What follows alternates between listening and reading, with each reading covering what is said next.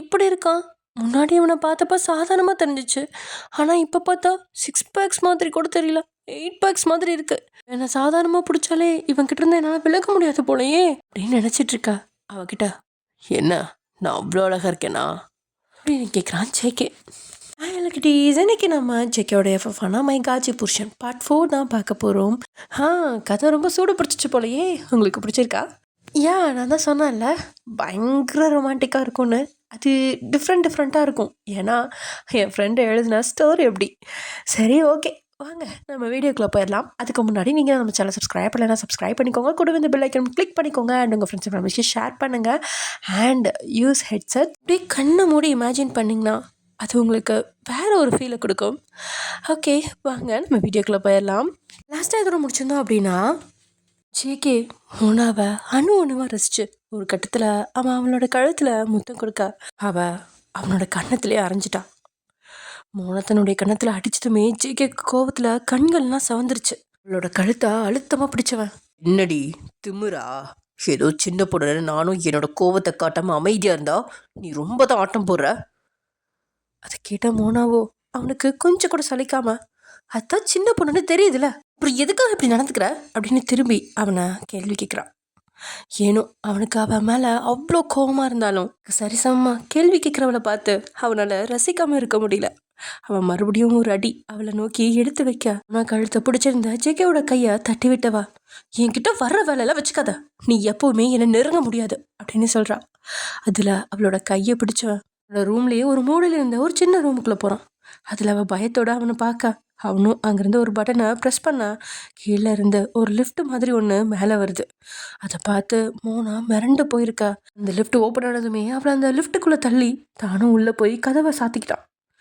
நீ நீ என்ன பண்ணிட்டு இருக்க அப்படின்னு அவனோட கைப்பிடியில இருந்து திமிரிட்டு இருக்க. அவனும் அமைதியா, நான் உன்கிட்ட வரவே மாட்டேன், ஆனால் நீயா என்னை தேடி வருவ, நான் வர வைப்பேன் அப்படின்னு சொல்கிறான். அதில் அவனை கேலியை பார்த்தவ, என் உயிரே போனாலும் நான் உன்கிட்ட வரமாட்டேன், நீயா நான் பார்த்துக்கலாம் அப்படின்னு சவால் விடுற மாதிரி பேசுகிறான். ஏனோ இதெல்லாம் வேற யாராவது அவன் முன்னாடி பேசியிருந்தா கண்டிப்பாக இந்நேரம் அவனை போட்டு தள்ளி புதைச்ச இடத்துல புல்லே முழிச்சிருக்கும். ஆனால் இவன் இப்படி பேசியும் இவன் அவளை ரசிச்சுக்கிட்டு தான் இருக்கான். அடுத்த நொடி அந்த லிஃப்ட் ஒரு கண்ணாடி மாதிரி ஒரு ரூம்குள்ளே போக, அதுலேருந்து வெளியே வந்தவன் மறுபடியும் ஒரு பட்டனை அமுத்த அந்த லிஃப்ட் தானாக மேலே போயிடுச்சு. லிஃப்ட்டு மேலே போனதும் அந்த கண்ணாடி மூடிக்குள்ளே மோனா அதிர்ச்சியாக அந்த இடத்த சுற்றி பார்க்குறா. அந்த இடம் ஒரு 5000 சதுரடி அளவில் இருக்கும். சொல்லப்போனால் ஜேகே வீடு எந்த அளவுக்கு பிரம்மாண்டமாக இருந்துச்சோ அதே மாதிரி அண்டர் கிரவுண்டில் இது கண்ணாடிகளான ஒரு ரூமாக காணப்படுது. அந்த கண்ணாடி ரூம் ஒரு 1000 ஸ்கொயர் ஃபீட் இருக்கும். அந்த கண்ணாடி ரூமை சுற்றி வெளியில் முழுசுமே தண்ணீர் நிரப்பப்பட்டிருக்கு. பார்க்க போனால் கடலுக்கு நடுவில் ஒரு கண்ணாடி ரூமில் தங்கி இருக்கிற மாதிரி ஒரு உணர்வு தான் அதுக்குள்ளே தோணுது. அந்த கண்ணாடி ரூமில் எந்த பக்கம் திரும்பினாலும் தண்ணியே நிறைஞ்சிருக்கு. சொல்லப்போனால் அந்த தண்ணிக்கு நடுவில் தான் அந்த கண்ணாடி தொட்டியே அமைஞ்சிருக்கு. அந்த கண்ணாடி தொட்டி மாதிரி ரூமுக்குள்ளே தான் இப்போது மோனாவும் ஜேகேவும் நின்றுட்டுருக்காங்க. ஏனோ அந்த இடத்துக்கு வந்ததுமே மோனா நடந்தது எல்லாத்தையுமே மறந்து அந்த இடத்த ரசிச்சிட்டு இருக்கா. சுற்றி இருந்த கடல் மாதிரி பிரதேசத்தில் அங்கங்கே சின்ன சின்ன பளிங்கு கற்கள் மாதிரி பாறைகளும் இருக்குது. அதோட மீன்கள்லாம் ஓடிக்கிட்டு இருக்கு. ஒரு பக்கம் பார்த்தா சின்ன பனிப்பாறை மாதிரி கடலுக்கு நடுவில் இருக்குது. உண்மையை சொல்ல போனால் கடலுக்கு நடுவில் சுழி ஓடி போய் பார்க்குறவங்களுக்கு எப்படி கடலோட ஆழத்தோட அழகை ரசிப்பாங்களோ அப்படி அந்த கண்ணாடி தொட்டிக்குள்ளே இருந்து பார்க்க வெளியில் அவ்வளோ அழகாக இருக்குது. அந்த கண்ணாடி தொட்டி மாதிரி ரூமில் ஒரு கிங் சைஸ் பெட், அதுவும் வாட்டர் பெட் போட்டிருக்கு. அது தவிர அங்கே சின்ன ஒரு பாத்ரூம் மாதிரி ஒரு அமைப்பு இருக்குது. இது எல்லாத்துக்கும் மேலே அந்த கண்ணாடி பெட்டியோட ஒரு பக்கத்தில் பாத்ரூம் இருக்குது. ஆனால் அது ஒரு ஓப்பன் ஸ்பேஸ். அந்த கண்ணாடி தொட்டி மாதிரி ரூமுக்குள்ளே இருந்து பார்த்தா எல்லாமே தெரியும். அது தவிர அங்கே ஒரு ஃப்ரிட்ஜு, அப்புறம் ஒரு சோஃபா, டீபாய் அப்படின்னு அந்த இடம் ரொம்பவே அழகாக அலங்கரிக்கப்பட்டிருக்கு. கண்டிப்பாக அந்த ரூமுக்கு மேலேருந்து வர லிஃப்ட் தவிர வேறு வழியே இல்லை. அதை தவிர்த்து வெளியில் முழுசுமே தண்ணீராக தான் இருக்குது. மோனா அவ்வளோ நேரமும் அந்த அழகை ரசிச்சிட்டு இருந்தவ திடீர்னு, கடவுளே, நான் இங்கேருந்து எப்படி தப்பிச்சு போகிறது அப்படின்னு தோண ஆரம்பிச்சிருச்சு. அவளோட கவலையான முகமாற்றங்களை பார்த்துட்டு இருந்த ஜேகே அவளோட கண்ணத்தை பிடிச்சி பக்கமாக திருப்பி, என்ன பார்க்குற, வெளியில் இருந்தால் கூட உன்னால் எங்கே வேணாலும் போக முடியும், ஆனால் இங்கே போக முடியாது. இது எல்லாத்துக்கும் மேலே இது ஒரு வழிப்பாதை. நான் நினச்சா மட்டும்தான் உள்ளே வரலாம், அதே மாதிரி நான் நினச்சா மட்டும்தான் வெளியே போகலாம் அப்படின்னு சொல்லிட்டு அங்கேருந்து ஏசியை போட அந்த ரூம் ரொம்பவே சில்லுன்னு மாற ஆரம்பிச்சிருச்சு. வெளியே முழுசோ தண்ணியாக இருக்க, உள்ள ஏசி கூட தேவையில்லை, அந்தளவுக்கு குளிர்மையாக தான் இருக்குது. ஆனால் இப்போ அவன் ஏசியும் போட்டு விட அந்த தொட்டி மாதிரி இருக்க ரூமுக்குள்ளே அவ்வளோ குளிர் பரவ ஆரம்பிச்சிருச்சு. அப்போ மோனா அங்கே சுற்றியும் இங்கே சுற்றியும் பார்க்க அங்கே அவளுக்கு போத்திக்கா ஒரு ஷால் கூட இல்லை. ஏன் சொல்ல போனால் அந்த பெட்டில் ஒரு போர்வை கூட இல்லை. அவள் சுற்றியும் பார்த்துட்டு இருக்கா. அவளை பார்த்து ஏளனமாக சிரிச்சு ஜேகே, என்ன பார்க்குற? இங்கே எதுவுமே இல்லை, இப்போதான் ஏசி போட்டிருக்கேன், இன்னொரு 1/2 மணி நேரம் தான், அதுக்கு மேலே உன்னால் இந்த ரூமில் தனியாக இருக்கவே முடியாது, அவ்வளோ குளிர் வந்துடும். அதுக்கப்புறம் நான் உன்னை தேடி வர தேவையில்ல, நீ என்னை தேடி வந்துடுவ. அவனை அனல் தக்கிற பார்வை பார்த்தவ, நீங்கள் பகல் கனவு கண்டுட்டு இருக்கீங்க, இந்த குளிரில் உறைஞ்சி செத்தாலும் சாவேனே தவிர நீங்கள் நினைக்கிற மாதிரியெல்லாம் நான் எதுவுமே பண்ண மாட்டேன் அப்படின்னு சொல்ல, ஏனோ ஜேகே நினச்சிருந்தா அந்த நொடியே அவளை தன்னவளாக்கியிருக்கலாம். ஆனால் அவனும் அவள் கூட கொஞ்ச நேரம் சீண்டி விளையாடவே நினச்சிருந்தான். அதனால தான் இத்தனை வேலைகளையும் பார்த்துட்டு இருக்கான். சரி, அப்படின்னா உன்னோட இஷ்டம் அப்படின்னு சொன்னவன் அங்கேருந்து டிவியில் ஒரு இங்கிலீஷ் படத்தை போட்டு விட்டவன், இந்த மூவி பார்த்த என்ஜாய் பண்ண, நான் கிளம்புறேன் அப்படின்னு சொல்லிட்டு அவன் பட்டனை அழுத்த அவங்க வந்து லிஃப்ட் கீழே வந்தது.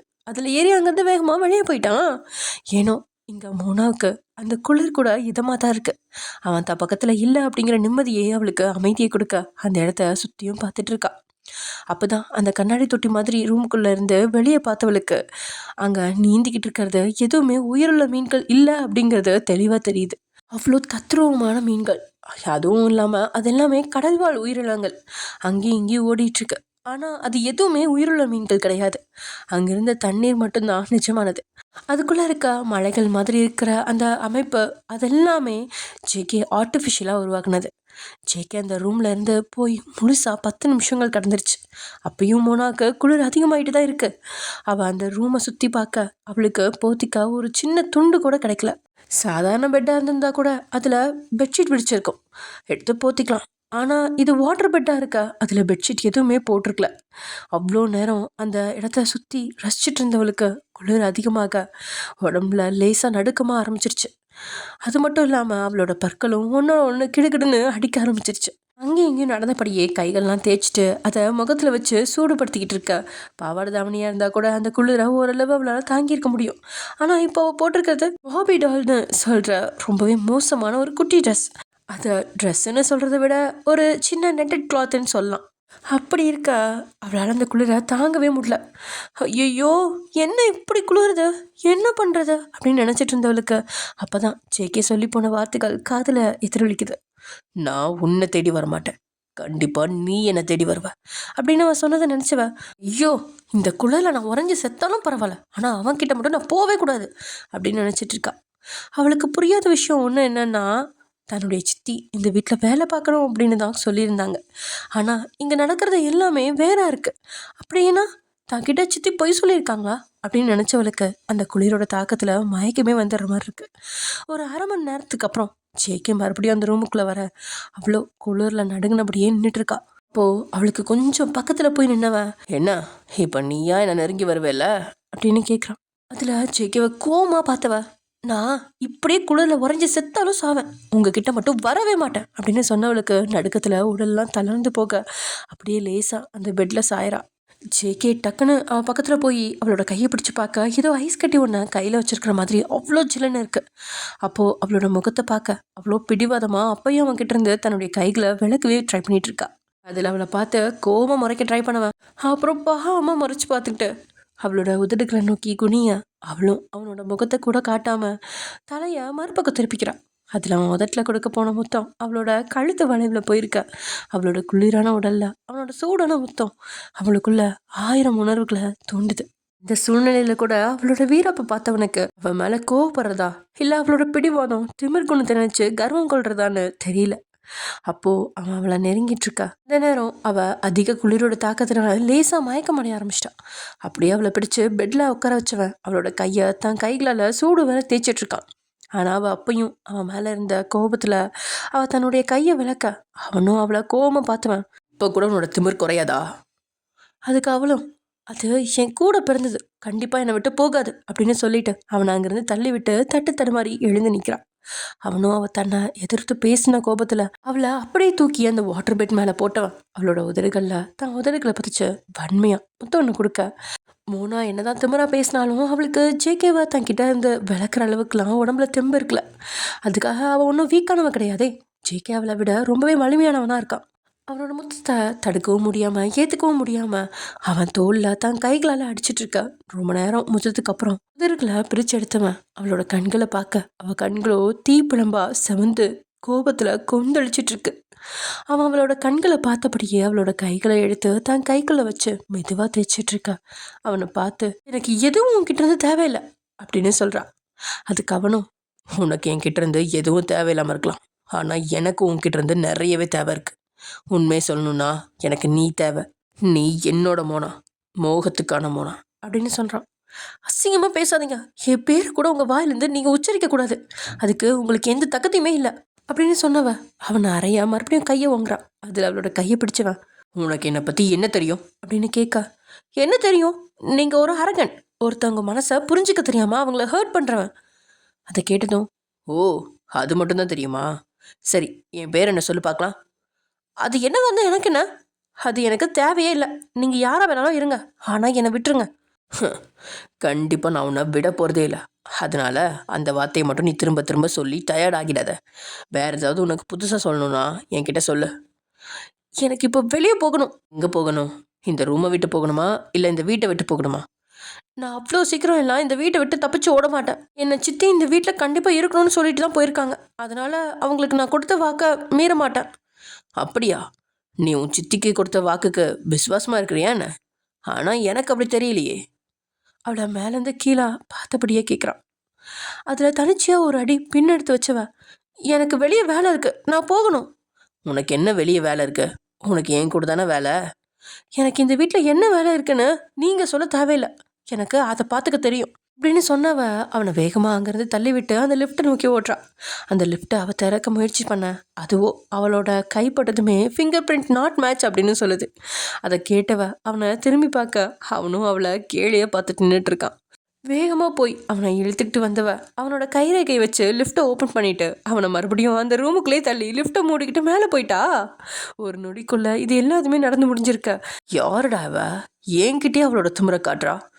இவளுக்கு இந்த ஜேகே யாருன்னு தெரியல அப்படின்னு தன்னோட மனசுக்குள்ளேயே அவளை திட்டினவன் வேகமாக அந்த லிஃப்ட் கதவுல கை வைக்க அதுக்குள்ளே அந்த லிஃப்ட்டு மேலே போயிடுச்சு. இருடி இரு, நீ வெளியே போனதும் எப்படியும் இந்த லிஃப்ட்டு கீழே தான் வரணும். அப்புறம் நான் பார்த்துக்கிறேன். வெளியே வந்து நீ என் கையில் மாட்டின என்ன நடக்குங்கிறது எனக்கே தெரியாது அப்படின்னு சொன்னவன் கோமா அங்கிருந்த பெட்டில் உட்காந்துட்டான். மேலே அவனோட ரூமுக்குள்ளே வந்தவளோ அங்கிருந்து ஒரு சின்ன மரப்பலகையை எடுத்து லிஃப்ட்டுக்கு குறுக்க லிஃப்ட் டோர் மூடாதபடி வச்சுட்டு அங்கேயும் இங்கேயும் சுற்றி பார்த்துட்டு இருக்கா. அங்கேருந்து தன்னுடைய ஃபோட்டோஸ் எல்லாம் பார்த்தவ நீ ரொம்ப அழகாக இருக்கடி மோனா அப்படின்னு அந்த ஃபோட்டோஸ்களோட கதை பேசிகிட்டு இருந்தவ அப்போ தான் குடிஞ்சு தன்னை பார்க்குறா. அந்த ஃபோட்டோவில் எவ்வளோ அழகாக இருக்கா. இப்போ இவ்வளோ கேவலமான ட்ரெஸ்ஸு, சீ! தன்னை தானே தலையில் அடிச்சுக்கிட்டவ வேகமாக அங்கேருந்த வார்ட்ரோப்பில் திறந்து பார்த்துட்ருக்கா. இங்கே ஜேகே லிஃப்ட்டு கீழே வரும் அப்படின்னு பார்த்துக்கிட்டே நிற்க அந்த லிஃப்ட்டு கீழே வர்றதாவே தெரியல. இது என்னடா லிஃப்ட்டு கீழே வரவே இல்லையே அப்படின்னு நினச்சிக்கிட்டு மறுபடியும் தன்னுடைய கைரேகையை அந்த லிஃப்ட் டோரில் வச்சுக்கிட்டே இருக்க. அதுவும் நான் செய்வேனா அப்படின்னு அவனை பார்த்துட்டு நிற்கிது. இது எப்படி சாத்தியம்? கண்டிப்பாக அவன் மேலே போனதும் கீழே வந்தே ஆகணுமே அப்படின்னு நினச்சவன் அங்கே ரூமில் என்ன நடக்குது அப்படின்னு தெரியாததால் தன்னுடைய மொபைலை எடுத்து ரூமுக்குள்ளே இருந்த சிசிடிவி கேமராவில் பார்க்க ஆரம்பிச்சிட்டான். அதை பார்த்தவனோட கண்கள் அப்பட்டமாக அதிர்ச்சியில் விரியுது. அங்கே லிஃப்ட் கதவை மூடாதபடி அவள் ஒரு மரக்கட்டையை வச்சுருந்தா. அடி பாவி, நீ இவ்வளோ புத்திசாலியா? உன்னை நான் ரொம்ப சின்ன பொண்ணுன்னு எடை போட்டுட்டேன் அப்படின்னு நினச்சிட்ருக்க. இங்கே மோனாவும் வார்ட்ரோபை அலசி ஆராய்ஞ்சு அங்கேருந்து ஜேகேவோட ஒரு டிஷர்ட்டையும் ட்ராக் பேண்ட்டையும் கையில் எடுத்துக்கிட்டு வந்தவ அந்த லிஃப்ட்டை பார்த்து ஏளனமா சிரிச்சிட்டு ஏன்கிட்டயா? இந்த மோனா கிட்ட யாருமே வாலாட்ட முடியாது, இதுதான் உங்களுக்கு பனிஷ்மெண்ட் அப்படின்னு சொன்னவ தான் போட்டிருந்த பாபிடால் மாதிரி இருக்க ட்ரெஸ்ஸை கழட்டி கட்டில் வீசிட்டு அந்த டிஷர்ட்டையும் ட்ராக் பேண்ட்டையும் போட்டுக்கிட்டா. அவளுக்கு எங்கே தெரிய போகுது அந்த ரூமில் கேமரா இருக்குது அப்படிங்கிறதும் அவள் இப்போ பண்ணது எல்லாத்தையுமே அங்கே கீழே இருந்து ஒருத்தன் பார்த்து ரசிச்சிட்டு இருக்கான் அப்படிங்கிறதும்.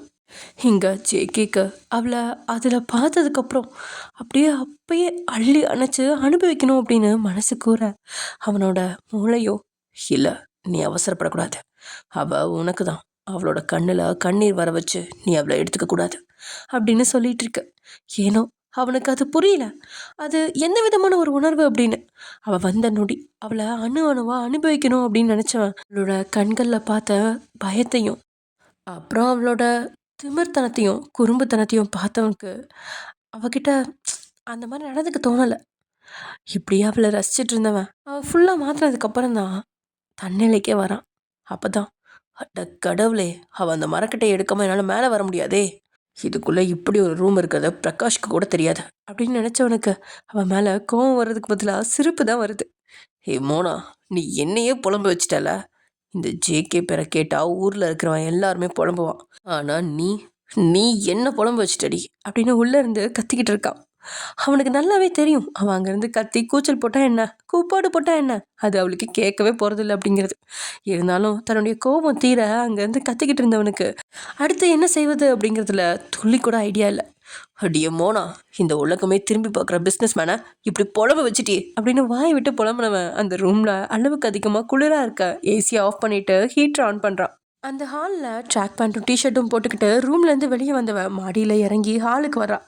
அங்கே யாருமே இல்லாமல் இருக்க. வெளியில் போய் மெயின் கதவை பார்க்க அது லாக் பண்ணியிருக்கு. அந்த கதவு கூட ஜேகே கைரேகை அல்லது பாஸ்வேர்டு இல்லாமல் திறக்காது. திறந்து பார்த்தவளுக்கு புரிஞ்சிட சரின்னு சொல்லி சமையல் அறைக்கு போய் மதியத்துக்கு தேவையான சாப்பாடுலாம் ரெடி பண்ண ஆரம்பிச்சிட்டா. அவனும் இவ எங்கடா போயிட்டா அப்படின்னு நினச்சபடி அந்த வீட்டிலேருந்து ஒவ்வொரு சிசிடிவி கேமராவையும் ஆன் பண்ணி பார்த்துட்டு இருக்க. கடைசியாக அவள் கிச்சனில் சமைச்சிட்டு இருக்கிறத பார்க்குறான்.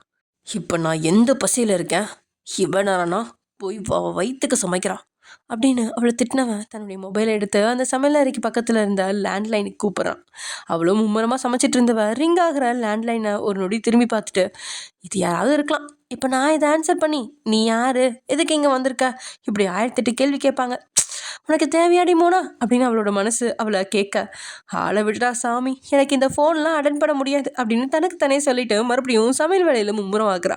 அடியே, உன் பக்கத்தில் தான் அந்த லேண்ட்லைன் இப்படி அலருது, அதை எடுத்து என்னன்னு தான் கேளண்டி அப்படின்னு ஜேகே புலம்பிக்கிட்டே மறுபடியும் அடிக்க, அதில் ஒரு கட்டத்துக்கு மேலே அவளை இந்த லேண்ட்லைன் சத்தத்தை பொறுக்க முடியாதவன் வேகமாக போய் அந்த ஃபோனை எடுத்து, ஹலோ, வீட்டில் யாரும் இல்லை, நீங்கள் வேணும்னா சார் மொபைல் கூப்பிடுங்க அப்படின்னு சொல்லிட்டு ஆப்போசிட்டில் என்ன சொல்கிறாங்கன்னு கூட கேட்காம பாட்டு கட் பண்ணிட்டா.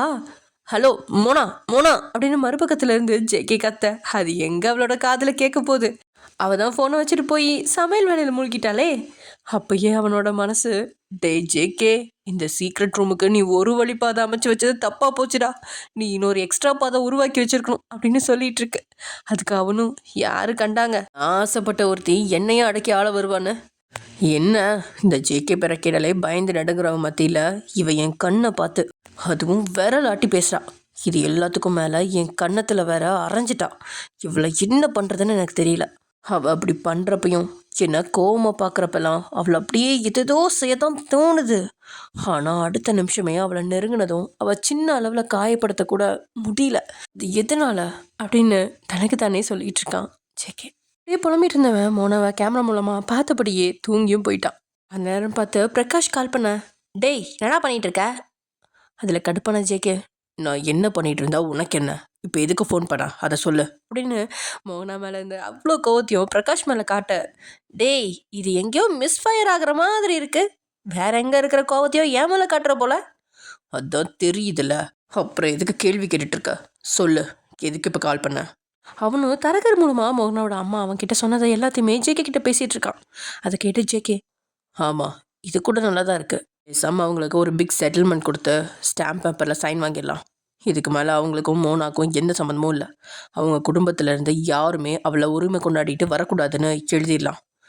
டேய் இது எந்த அளவுக்கு சாத்தியம்னு தெரியாது, இது எல்லாத்துக்குமே எல்லாம் அந்த மோனா அப்படின்னு பிரகாஷ் கொஞ்சம் தயங்க, அவளை நானும் சின்ன பொண்ணுன்னு தான் நினச்சிட்டு இருந்தேன், ஆனால் அவள் பயங்கர கிரிமினல், இந்த ஜேகேவையே புலம்ப வச்சுட்டு போயிட்டான். அதை கேட்டு குழப்பம் முடிஞ்ச பிரகாஷ், போயிட்டான்னா எங்கே போயிட்டா. நான் ரூமில் என்னை வச்சு பூட்டிட்டு கிச்சனுக்கு போயிட்டு சமைச்சிட்ருக்கா. அதை கேட்டு சிரிச்ச பிரகாஷ், பரவாயில்லையே உன்னை அடக்கி ஆள்றதுக்கும் ஒரு ஆள் இருக்கு போல இருக்கு. டே என்னோட கோவத்தை கிளறாத. சரி நான் போகிறேன், நான் உன் பிரச்சனைக்குள்ளலாம் அந்த மாதிரி வரலப்பா. இப்போ சொல்லு, நான் மோனா அம்மாவுக்கு எவ்வளோ கொடுக்கறது. உடனே ஜேகே, 100 கோடி கொடுத்து அவங்களோட செட்டில்மெண்ட்டை முடிச்சிடு, இதுக்கு மேலே அவங்க இந்த பக்கம் கூட வரக்கூடாது. அதை கேட்டு அதிர்ச்சி அடைஞ்ச பிரகாஷ், என்னடா சொல்கிற, 100 கோடியா, அவங்க கேட்டதே 1 கோடியோ 2 கோடியோ தான். நீ எதுக்கு இப்போது அவங்களுக்கு 100 கோடிலாம் கொடுக்குற? இல்லைடா, என் மோனாவுக்காக நான் எத்தனை கோடி வேணாலும் கொடுப்பேன் அப்படின்னு சொல்ல, சரி அதுக்கு மேலே உன்னோட இஷ்டம் அப்படின்னு சொன்னவன், நானே அதுக்கு பத்திரம் ரெடி பண்ணிக்கிறேன் அப்படின்னு சொல்லிட்டு காலை கட் பண்ணிட்டான். என்னம்மா ஜேகேவும் மோனா என்ன பண்ணுறா அப்படின்னு சமையலறையை பார்க்க அவள் அங்கே எங்கேயுமே கிடையாது. அட, இவன் எங்கே போனா அப்படின்னு நினச்சபடியே மற்ற எல்லா கேமராக்களையும் பார்க்க அவள் டேபிளில் சாப்பாடு எல்லாத்தையும் அடுக்கி வச்சிட்ருக்கா. அவள் சமைச்சதை எல்லாத்தையுமே பார்க்கும்போது தான் அவனுக்கும் பசி எடுக்குது. அட கடவுளே, இப்போ தான் பசி வேற எடுக்கணுமா அப்படின்னு சொல்லி டைமை பார்க்க மணி 2 ஆயிடுச்சு. இவ என்ன, அவன் மட்டும் சாப்பிட போகிறாளா இல்லை என்னையும் கூப்பிடுவாளா அப்படின்னு நினச்சிட்டு இருக்க. அவனுக்கு இன்னும் குழப்பத்தை கொடுக்க விரும்பாத மோனா இந்த ஒரு வாஷ் பேஷனில் ஃபேஸ் வாஷ் பண்ணிவிட்டு அப்படியே அவளோட டிஷர்ட்டை மேலே தூக்கி அப்படியே ஃபேஸை துடைக்கிறான். அவன் அந்த டிஷர்ட்டை தூக்கி துடைச்ச போது தெரிஞ்ச அவளோட இடை அவனை ஒரு நொடி சுண்டி இழுக்குது. அப்புறம் அங்கேருந்த மீன் தொட்டி பக்கத்தில் போனவ அது கூட ஏதோ பேசிட்டு மறுபடியும் மாடிப்படியில் ஏறி போகிறான் மேலே. அவ்வளோ வேகமாக மேலே ஏறி போனாலும் அவளுக்கு அவனை தேடி போக பயமாக தான் இருக்குது. என்னதான் அவள் தைரியசாலியா அவனை எதிர்த்து பேசி அவனை தள்ளி விட்டு இங்கே வந்திருந்தாலும் மறுபடியும் அவன் கையில் மாட்டினா என்ன ஆகுமோ அப்படிங்கிற பயம் அவளை சூழ்ந்துட்டுருக்கு. அந்த பயத்துலேயும் தயக்கத்துலேயும் ஒரு நொடி யோசிச்சுட்டு இருந்தவ அப்புறம் தன்னுடைய தயக்கத்தை மூட்டை கட்டி வச்சுட்டு அந்த லிஃப்ட்டை நோக்கி போகிறா. இப்பயும் அந்த லிஃப்ட் கதவு திறந்தே இருக்கிறதுனால அவளுக்கு ஜேகேவோட கைரேகை தேவைப்படாமல் இருக்க. லிஃப்ட்டுக்குள்ளே நுழைஞ்சவ கீழ்த்தரத்துக்கு போகிறா. அவன் அந்த ரூமுக்குள்ளே நுழைஞ்சிருக்க. ஜேகே அங்கே தரையில் விழுந்து மயக்கமாக இருக்கான். அவனோட வாயிலேருந்து ரத்தம் வந்துட்டுருக்கு. அதை பார்த்தவ பயத்தோட அவனோட கணத்தை தட்டி, சார் சார் எந்திரிங்க ப்ளீஸ், எனக்கு பயமாக இருக்கு, எந்திரிங்க அப்படின்னு சொல்லிட்டு இருக்கா. ஆனால் அவனும் கண்ணை திறக்காம அப்பயும் மயக்கத்தில் இருக்க. அங்கேருந்து டேபிள் மேலே இருந்த தண்ணி பாட்டிலை எடுத்தவ தண்ணியை அவன் முகத்தில் லேசாக தெளிக்கிறான். அப்பயும் அவன் மேலே அசைவு கொஞ்சம் கூட இருக்காத போது அவளுக்கு பயத்தில் கண்கள்லேருந்து கண்ணீரே வந்துருச்சு. அவனோட திடகாத்திரமான உடம்பு அவளால் அசைக்க கூட முடியல. அதனால ஒரு வழியாக கஷ்டப்பட்டு அவனை இழுத்துட்டு போய் பெட்டில் பக்கத்தில் சாய்ச்சி உட்கார வச்சவ ஒரு வாரம் அவனை தூக்கி பெட்டில் படுக்க வச்சிட்டா. அவளோட ஹார்ட்டில் கையை வச்சு சிபிஆர் கூட செஞ்சு பார்த்தவளுக்கு தோல்வி தான் மிச்சமாக இருக்குது. அட கடவுளே, இன்னொரு சார் இருந்தாரே, அவர் டாக்டர்னு சொன்னாங்கல்ல, ஆனால் அவரோட நம்பர் எனக்கு தெரியாதே அப்படின்னு நினச்சிட்டு இருந்தவளுக்கு கண்ணீர் மட்டும்தான் அருவியாக கொட்டிகிட்டு இருக்கு. வேகமாக போய் அவள் லிஃப்ட் திறக்க பார்க்க அதுவோ ஜேகேயோட கைரேகை இல்லாதனால திறக்க மாட்டேங்குது. அவனை அந்த பெட்டில் இருந்து லிஃப்ட் இருக்கிற இடத்துக்கு தூக்கி போகிறது அப்படிங்கிறது அவளுக்கு முடியாத காரியம் அப்படிங்கிறது தெளிவாக தெரியும். சரி தன்னுடைய சித்திக்க கூப்பிடலாம் அப்படின்னு நினச்சிவா தன் மொபைலை எடுத்து பார்க்க அதில் சுத்தமாக சிக்னல் இருக்குல்ல. சரி ஜேகே மொபைலை அவனோட கைவிரல் அடையாளம் வச்சு அன்லாக் செஞ்சு பார்க்கலாம் அப்படின்னு நினச்சவ அவனோட மொபைல் எடுத்து பார்க்க அதில் வெளிப்பார்வையிலேயே சிக்னல் இல்லை அப்படின்னு தெளிவாக காட்டிடுச்சு. அப்போயே அவளோட மனசு, அட நம்ம இருக்கிறது அண்டர் கிரவுண்டில், இங்கே எப்படி சிக்னல் இருக்கும் அப்படின்னு நினச்சவளுக்கு அடுத்து என்ன செய்யறதுன்னே புரியல. தான் தலையில் கை வச்சவ, அடியே மோனா, உனக்கு கொஞ்சமாச்சும் அறிவு இருக்கா? இப்படி தான் ஒருத்தர் மேலே இருக்கிற கோவத்தில் அவங்கள தனியாக விட்டுட்டு போவியா? இப்போது சார் மயக்கம் போட்டு விழுந்துட்டாரு. அவர் இல்லாமல் உன்னால் இந்த இடத்துல இருந்து வெளியே கூட போக முடியாது. இதெல்லாம் உனக்கு தேவையா? பேசாமல் இந்த லிஃப்ட் அப்படி பண்ணாமே விட்டுருக்கலாம் அப்படின்னு தன்னைத்தானே வாய் விடு திட்டிகிட்டு இருக்கா. அதே சமயம் இங்கே மோகனோட சித்திக்க கூப்பிட்ட பிரகாஷ் அவங்களுக்கு பணம் கொடுக்கறதா சொல்லியிருந்தான். ஆனால் அவன் எவ்வளோ பணம் அப்படிங்கிறத மட்டும் சொல்லலை. சரி நீங்கள் கிளம்பி நான் சொல்கிற இடத்துக்கு வந்துடுங்க, உங்களுக்கான பணம் அங்கே இருக்கும், நீங்கள் வர்றப்ப மோகனா சம்மந்தப்பட்ட எல்லாத்தையும் எடுத்துகிட்டு வாங்க அப்படின்னு சொல்லிட்டான். அதை கேட்ட மோகனாவோட சித்தி, சரி சரி, நான் அவளோட ட்ரெஸ் எல்லாத்தையும் எடுத்துகிட்டு வந்துடுறேன் அப்படின்னு சொல்ல, உங்களுக்கு பணம் கொடுக்க தெரிஞ்ச எங்களுக்கு அவளுக்கு ட்ரெஸ்ஸு வாங்கி தர தெரியாதா என்ன? நான் சொன்னது மோனாவோட டாக்குமெண்ட்ஸ், அவளோட ஸ்கூலில் காலேஜ் சர்டிஃபிகேட், அப்புறம் அவளோட ஆதார் கார்டு, இப்படி அவள் சம்மந்தப்பட்ட எல்லாமே வேணும். இதெல்லாம் நீங்கள் ஒப்படைச்சிட்டு அவளுக்கும் உங்களுக்கும் எந்த உறவும் இல்லைன்னு கையெழுத்து போட்டு கொடுத்துட்டு பணத்தை வாங்கிட்டு போயிடுங்க. அதுக்கப்புறம் நீங்கள் மோனா அப்படிங்கிற பேரை கூட சொல்லக்கூடாது அப்படின்னு பிரகாஷ் சொல்ல, பணம் தானே அது வந்துட்டா மோனா அப்படிங்கிற பேர் கூட எங்களுக்கு மறந்துடுமே அப்படின்னு நினச்சவங்க, அதெல்லாம் நாங்கள் பார்த்துக்குறோம் சார், நீங்கள் சொன்னது மாதிரியே பண்ணிடலாம் அப்படின்னு சொல்ல பிரகாஷ் சரி அப்படின்னு சொல்லிட்டான். இங்கே ஜேகே மயக்கத்தில் இருக்க பயத்தோட அவனோட மூக்கு பக்கத்தில் மோனா கையை கொண்டுட்டு போய் பார்க்க அவனோட மூச்சு வந்துட்டு இருக்க மாதிரி தான் அவளுக்கு தோணுது. அப்புறம் அவனோட ஹார்ட் மேலே சரிஞ்சு காதை வச்சு அவனுக்கு இதய துடிப்பு இருக்கா அப்படின்னு பார்க்க அதுவும் தன்னுடைய இருப்பை உணர்த்துது. அதில் கொஞ்சம் தைரியமானவ அடுத்து என்ன செய்யலாம் அப்படின்னு நினச்சிட்டு இருக்கா. அப்போதான் நினைவு வந்தவளா, நான் இவருக்கு ஆர்டிஃபிஷியல் சுவாசம் கொடுத்தா எந்திரிக்க வாய்ப்பு இருக்குல்ல அப்படின்னு நினச்சவ அவனோட வாயோட வாய் வச்சு அவனுக்கு செயற்கை சுவாசம் கொடுத்துட்ருக்கா. அவன் அவளை நெருங்கி போனபோது அவனை விளக்குன அவளோட செயல் இப்போ அவனுக்கு ஆபத்து அப்படின்னு தெரிஞ்சதும் அவளை அறியாமலே அவனை காப்பாற்ற நினைக்குது. அதில் தன்னை தைரியப்படுத்தினவ அவனோட வாயோட வாய் வச்சு அவனுக்கு சுவாசம் கொடுக்க ஆரம்பிச்சிட்டா. அப்பயே அவளோட உதட்டில் ஏதோ பழக்கப்பட்ட சுவை தென்பட அவனை விட்டு விலகி தான் உதட்டு தொட்டு பார்க்குறான். அவனோட உதட்டில் ரத்தம் வழிஞ்சிட்டு இருக்க. மெதுவாக தன் கைகளை கொண்டு அந்த ரத்தத்தை தொட்டு நுகர்ந்து பார்த்தவ கண்களில் அப்படி ஒரு அதிர்ச்சி. அதில் அவனோட ஹார்ட்லேருந்து தான் கை கொண்டு அவனை குத்த, ஏய் அடிக்காதடி, எனக்கு நிஜமாவே ஏதாவது ஆகிட போகுது அப்படின்னு சொன்னபடியே ஜேகே கண்களை திறக்கிறான். அவனை பார்த்து, யூ சீட், தக்காளி சாஸ் போட்டு என்னை பயமுறுத்திட்டீங்க அப்படின்னு சொன்னபடியே அவன் ஹார்ட்லேயே அடித்தவளுக்கு கண்ணீர் தான் நின்ன பாடல. அப்படியே அவளோட கைகள் ரெண்டையுமே ஒன்றா பிடிச்சு தான் மேலே அவளை பூங்கொத்து மாதிரி விளைவிச்சவன், எதுக்கு பாத்தில நிறுத்தின, என்னை கிஸ் பண்ண வேண்டியதானே அப்படின்றான். அதில் அவன்கிட்ட இருந்து விலக நினச்சவன், நான் ஒன்றும் உங்களை கிஸ் பண்ணல, உங்களுக்கு ஆர்டிஃபிஷியல் சுவாசம் தான் கொடுத்துட்டு வந்தேன். அதில் அவளை தான் மேலே அழுத்தி அவளோட உதட்டில் லேசாக ஒரு முதத்தை கொடுத்தவன், நிஜமாவே பயந்துட்டியா அப்படின்னு கேட்குறான். அவள் கலங்கின கண்களோட, நான் எவ்வளோ பயந்துட்டு தெரியுமா, உங்களுக்கு ஏதோ ஆச்சுன்னு நினச்சி அப்படின்னு சொன்னவளோட கண்களில் கண்ணீர் வழிஞ்சிக்கிட்டே இருக்கு. அதில் அவளை தன்னோட அணைச்சவன், எனக்கு ஏதாச்சும் ஆயிருந்தா உனக்கு என்ன, நான் தான் உன்னை ரொம்பவே டார்ச்சர் பண்ணுறேனே, பேசாமல் என்னை இப்படியே சாக விட்டுட்டு போயிருக்க வேண்டியதானே. அதில் அவனோட உதட்டு மேலே விரல வச்சவ, இப்படி சாகிறத பற்றி பேசக்கூடாது, நீங்கள் என்ன டார்ச்சர் பண்ணுறீங்க தான், இல்லைன்னு சொல்லலை, ஆனால் எங்களோட எதிரியாக இருந்தாலும் அவன் தாகத்தில் தண்ணி கேட்டாலோ இல்லை உயிருக்கு போராடிட்டு இருந்தாலோ கண்டிப்பாக என்னால் விட்டுட்டு போக முடியாது, அவங்கள காப்பாற்றி தான் அவன் அப்படின்னு சொல்கிறான். சரி, இப்போ கூட நீ என்னோட நெஞ்சில் குத்துனல, எனக்கு மூச்சு அடைக்குது, பேசாமல் செயற்கை சுவாசம் கொடுத்துரு அப்படின்னு சொல்லி அவளோட உதட்டு நெருங்க அவளோ அவனை தாங்கிட்டு இருந்து தள்ளுறான். அவன் ஜேகே வாச்சே, நினச்சதை எடுக்காம விடுவானா என்ன. அவளை அப்படியே பெட்டில் தள்ளினவன் அவள் திமிர அவளோட உதட்டில் சில நிமிடங்கள் தேன் எடுத்து அதுக்கப்புறம் தான் அவளை விட்டுறான். அவளோ அவனை பார்த்து தான் ஆட்காட்டி விரலை நீட்டி, உங்களை அப்படியே சாக விட்டுருக்கணும் அப்படின்றான். அதில் அவன் அவளை பார்த்து கேலியாக சிரிச்சவன், அப்புறம் எதுக்காக அவ்வளோ அழுத. அதில் அவனை பார்த்து கேலியாக அவள் சிரிச்சபடியே, என்ன உங்களுக்கு எதாவது ஆயிடுச்சுன்னு அழுதுதான் நினச்சிங்களா, இது உங்கள் வீடு, உங்களுக்கு என்னாச்சுன்னா எனக்கு என்ன, உங்களை தூக்க கூட முடியல, உங்கள் கைரேகை இல்லாமல் என்னால் லிஃப்ட் கதவை கூட திறக்க முடியாது, அப்படி திறக்காமல் இருந்தால் நானும் இந்த இடத்துலையே இருந்து உங்கள் கூட செத்து தான் போகணும், அந்த பயத்தில் தான் அழுதேன் அப்படின்னு தன் பயத்தை மறைச்சிட்டு போனா சொல்ல. அப்போ கூட அவள் திமிரா பேசுறத ரசிச்சவன், ஓ மேடம், நீங்கள் தப்பிக்க முடியலங்கிறதுக்குனால தான் அழுதிங்களா. அவளோ ஆமாம் அப்படின்னு சாதாரணமாக சொல்கிறான். அவள் ஜேகே ட்ரெஸ்ஸை போட்டுட்டு சாதாரணமாக தான் இருக்கா. ஆனால் அவனுக்கு தான் அவள் தன்னுடைய ட்ரெஸ்ஸில் இருக்க மனசு துள்ளி குதிச்சிட்டு இருக்கு. அவனோட கண்ணு முன்னாடி அவள் தன்னுடைய ரூமில் ட்ரெஸ்ஸை மாற்றினது நினைவுக்கு வர அப்பயே அவளை முழுசாக அளந்து விட மனசு துடிக்குது. இதுலேயும் மோனா ஜேகேவை விட்டு விலகி நின்னதை பார்த்தவன் வேகமாக எழுந்து அவள் சுதாரிக்க முன்னாடியே அவள் போட்டிருந்த அவனோட டீயை கழட்டியிருந்தான். அதில் என்ன நடக்குதுன்னு புரியாமல் இருந்தவ ஒரு கையால் தன்னை மறைச்சிக்கிட்டு மறு கையால் அவன்கிட்ட இருந்து தன்னுடைய டீயை வாங்க முயற்சி பண்ணுறான். அதில் அவன் வேகமாக அவளை விட்டு விலகினவன் அந்த லிஃப்ட்டை திறந்து அவளோட டிஷர்ட்டை அதுக்குள்ளே போட்டு மறுபடியும் அந்த கதவை மூடிட்டான். அதுக்கப்புறம் அவனோட அனுமதி இல்லாமல் அந்த லிஃப்ட்டை திறக்கவும் முடியாது, அதுக்குள்ளே இருக்கிற அவளோட டிஷர்ட்டை எடுக்கவும் முடியாது. அவள் தன் ரெண்டு கைகளையும் வச்சு மறைச்சிக்கிட்டு அவனை பார்த்து கோவமா, எதுக்கு இப்படி பண்ணுறீங்க, எனக்கு இப்போ என்னோட அது வேணும் அப்படின்னு கேட்க, எனக்கு தெரிஞ்சு அது என்னோட டிஷர்ட் அப்படின்னு சொல்கிறான். அப்போ தான் அவள் அவனோட ட்ரெஸ்ஸை போட்டுட்ருக்கா அப்படிங்கிறத நினைவுக்குற அடுத்தனுடைய பயத்தோட ஒரு கையால் தன்னுடைய ட்ராக் பேண்ட்டையும் பிடிக்கிறான். அதை பார்த்த ஜேகே வாய் விட்டே சிரிச்சுவேன், இதுவரையில் அதை கழட்டுற ஐடியா எனக்கு இல்லை, ஆனால் இப்போ கழட்டலான்னு தோணுது அப்படின்னு சொன்னபடியே அவளை நெருங்குறான். அவளோ பயத்தில் அவன்கிட்ட கெஞ்சுற ரகம்லாம் இல்லை. அவனை பார்த்து முறைச்சவ தான் கைகளை மட்டும் குறுக்க வச்சுக்கிட்டு, ஆம்பளைங்கிற திமிரா, என்னை தொட்டா உங்களை சும்மா விட மாட்டேன், உங்களையும் கொலை பண்ணிட்டு நானும் செத்துருவேன்.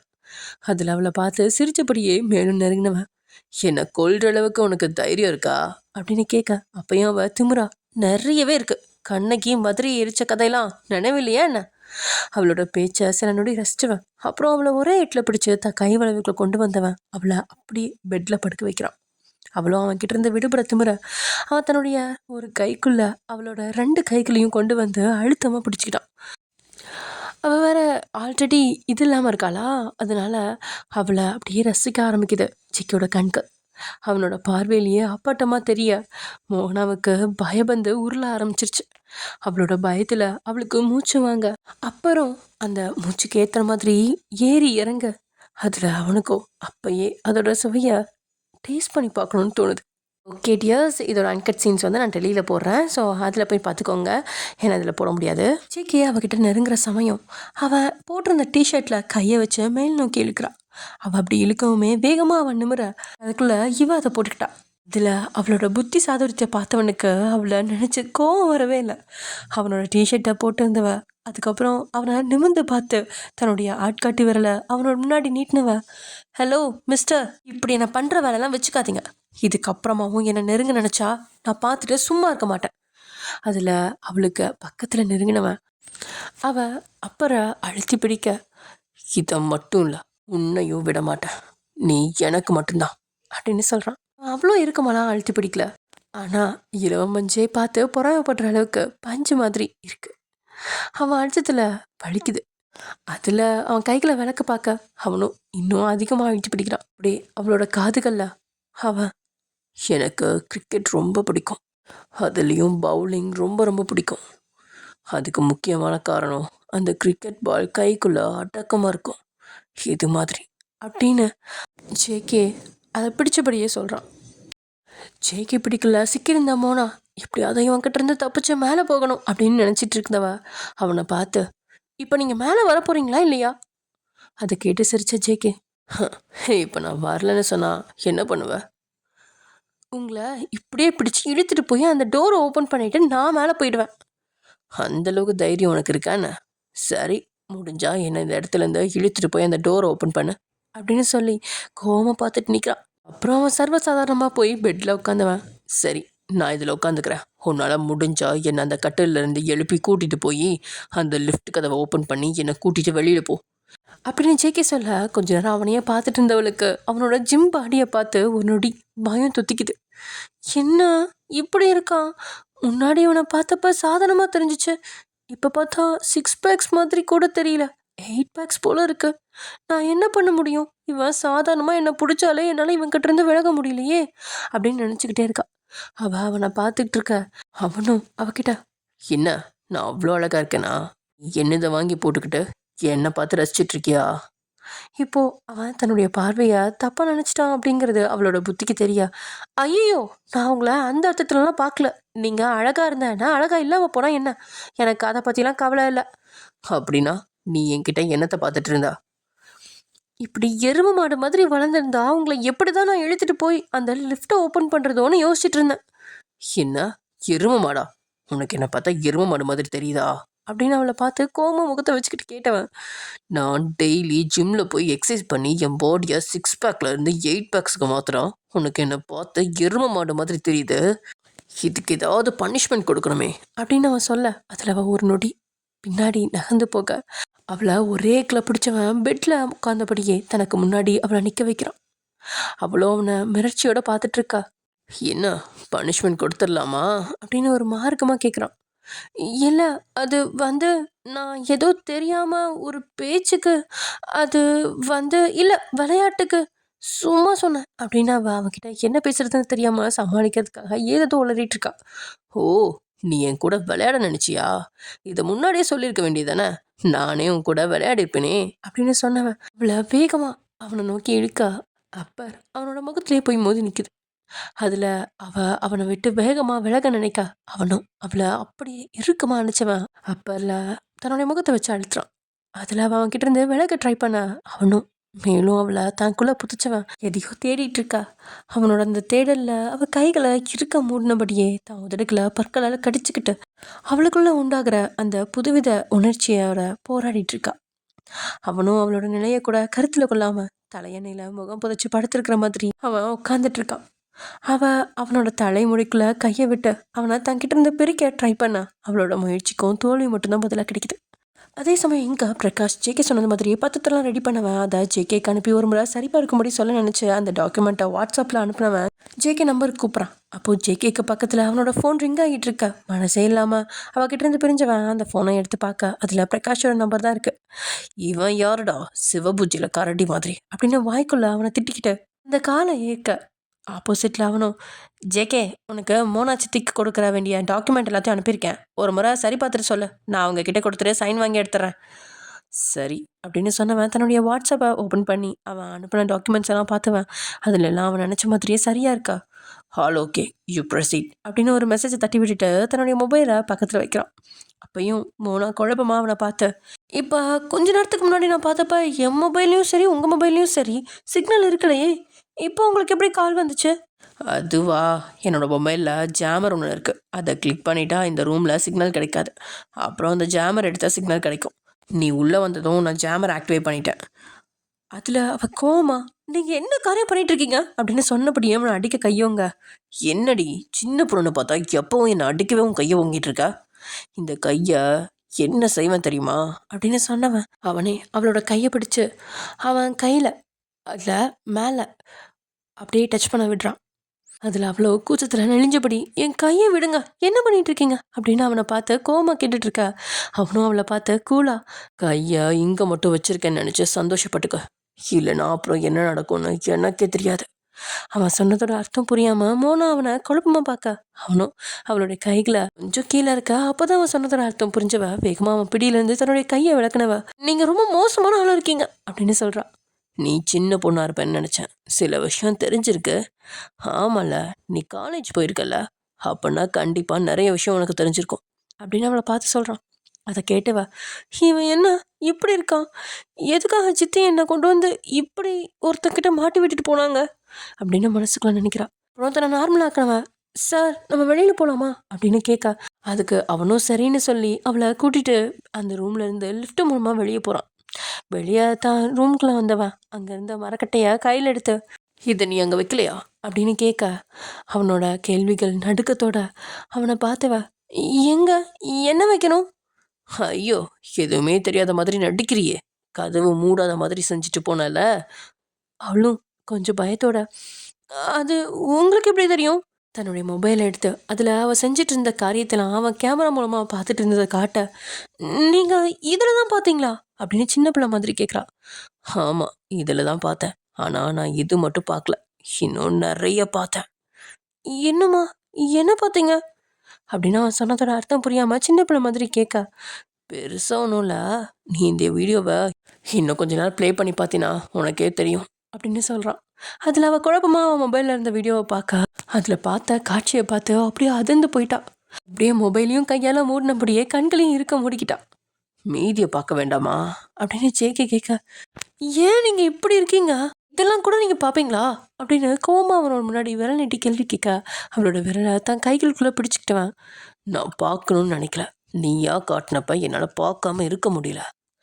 நீ ஒரு வேளை டோரை க்ளோஸ் பண்ணாத மாதிரி பண்ணாமல் இருந்திருந்தா நான் என் பாட்டில் லிஃப்ட்டு கீழே வர ஏறி மேலே வந்து என் வேலையை பார்க்க போயிருப்பேன். நீ தான் நான் மேலே வரக்கூடாதுன்னு உன் கையங்கரியத்தை காட்டின. அதுக்கப்புறம் நான் என்ன பண்ண முடியும்? நீ என்ன செய்கிறன்னு தான் பார்த்துட்டு இருந்தேன். யாராச்சும் பெட்ரூமில் கூட கேமரா வச்சுருப்பாங்களா அப்படின்னு மோனா கோமா கேட்க, ஆமாம், அந்த கேமராவை என்னால் மட்டும்தான் ஆக்சஸ் பண்ண முடியும், அதனால் வச்சுருக்கேன். சீ அப்படின்னு அவன் முகத்தை சொல்லிக்கா, நீ ரொம்ப யோசிக்காத, இந்த ரூமில் வச்சு உன்னை எதுவும் பண்ணுற ஐடியா இல்லை. அதே நேரத்தில் கீழே இருக்கிற கண்ணாடி ரூமில் கேமரா எதுவுமே இல்லை. அதில் அவனை அதிர்ச்சியோடு பார்த்தவ, உங்களால் என்னை எதுவுமே செய்ய முடியாது, அதுக்கு நான் அனுமதிக்கவும் மாட்டேன் அப்படின்னு சொல்லிட்டு வேகமாக அந்த ரூம் கதவை திறந்துட்டு வெளியே போயிட்டான். அடமண்ட் அப்படின்னு வாய் விட்டு சொன்னவன் அவளுக்கு பின்னாடி இறங்கி ஹாலுக்கு போக, அவனை திரும்பி பார்த்தவ, நான் உங்களுக்கு சமைச்சிட்டேன், வந்து சாப்பிடுங்க. சரி, நீ என் கூட உட்காந்து சாப்பிடு. இல்லை, எனக்கு வேணாம், நீங்கள் சாப்பிடுங்க அப்படின்னு சொல்லிட்டு ஒரு தட்டை அவனுக்காக மேஜையில் எடுத்து வைக்கிறான். இன்னும் ஒரு தட்டை எடுத்து அவனுக்கு பக்கத்தில் வச்சவ, நீ உட்காரு, நம்ம சேர்ந்து சாப்பிட்லாம். இல்லை, அது நான் வந்து அப்படின்னு தடுமாறினபடி நிற்க, அதான் உன்னை உட்காந்து சாப்பிட சொல்கிறேன்ல அப்படின்னு ஜேகே கொஞ்சம் கோவமாக அதில் பயந்தவ மறுபேச்சு பேசாமல் அவனுக்கு பக்கத்தில் இருந்த சேரில் உட்காந்து சாப்பிட ஆரம்பிச்சிட்டான். அப்போது ஒரு வாய் எடுத்து சாப்பிட்ட ஜேகேக்கு அந்த சாப்பாடோட சுவை ரொம்பவே நல்லா இருக்கு. அவளை பார்த்து, உனக்கு நிறைய விஷயம் தெரிஞ்சிருக்கு, இவ்வளோ நல்லா சமைக்கிற. நான் வில்லேஜில் பிறந்த பொண்ணு, அதனால எனக்கு தெரியாதுன்னு எதுவுமே இல்லை, நான் நல்லாவே சமைப்பேன், நீங்கள் கவலைப்படாதீங்க, உங்களுக்கு டெய்லியும் விதவிதமாக சமைச்சு சாப்பாடு கொடுக்குறேன். அதை கேட்ட ஜேகே, பரவாயில்ல, நீ எனக்கு விதவிதமாக சமைச்சு சாப்பாடு கொடு, நானும் உனக்கு விதவிதமாக சாப்பாடு கொடுக்குறேன். அதில் மறுபடியும் குழப்பமாக இருந்தவ, உங்களுக்கு சமைக்க தெரியுமா அப்படின்னு அப்பாவையே கேட்க, சமைக்க தெரியாது, ஆனால் உனக்கு சாப்பாடு கொடுக்க தெரியும். ஓ, நான் சமைச்சு வச்ச சாப்பாட்டை எனக்கு சாப்பிட கொடுக்க போறீங்களா? அப்படி இல்லை அப்படின்னு சொன்னவன் அங்கேருந்து ஒரு முட்டையை வாயில் எடுத்து அவளை நெருங்கி அவளோட உதட்டில் முத்தம் கொடுத்து அதை அவள் வாய்க்குள்ளே செலுத்திட்டான். இப்படி சாப்பாடு கொடுப்பேன், அதில் அதிர்ந்தவ அந்த முட்டையை கையில் எடுத்து துப்ப போக அதுக்குள்ளே வாய் மேலே மறுபடியும் உதடுகளை வச்சு அழுத்தினவ, இதை நீ சாப்பிடாம எழுந்திருக்க முடியாது, இதை சாப்பிட்ற வரைக்கும் நான் உன்னை விட போகிறதில்ல. அதில் வேற வழி இல்லாமல் அந்த முட்டையை அவள் அப்படியே விழுங்க. அதுக்கப்புறம் தான் அவளை பார்த்து லேசாக கண்ணடிச்சவன், இட்ஸ் மை மோனா அப்படின்னு சொல்கிறான். அப்போது அவளை பார்த்து, சீக்கிரமாக சாப்பிடு, அப்புறம் நான் உனக்கு என்னோட சாப்பாடை கொடுக்கணும் அப்படின்னு சொல்ல அவ ஆ அப்படின்னு பார்க்குறா. ஐயோ, இன்னும் என்னென்னலாம் பண்ண காத்திருக்கானோ தெரிலையே. ஓகே டியர்ஸ், நான் சொன்ன மாதிரி அந்த அன்கட் சீனை நான் டெலிகிராமில் போடுறேன், மறக்காம போய் பார்த்துக்கோங்க. ஓகே பாய், நெக்ஸ்ட் வீடியோவில் பார்க்கலாம்.